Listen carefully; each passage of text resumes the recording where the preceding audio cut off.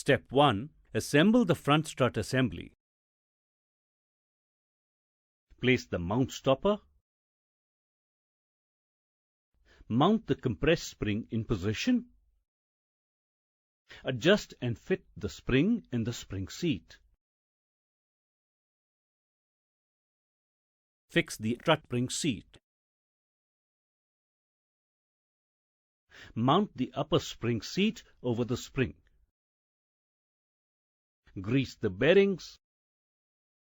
Check for the alignment slot and fit the bearing over the upper spring seat.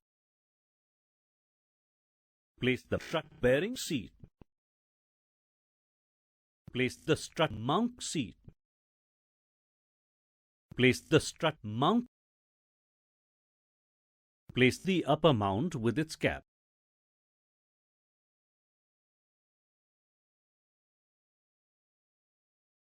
Fix the strut nut on the top and tighten. Step 2. Using a ratchet, loosen the spring compressor by unscrewing.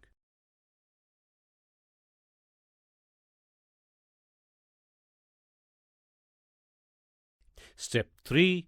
Carefully remove the spring compressing units.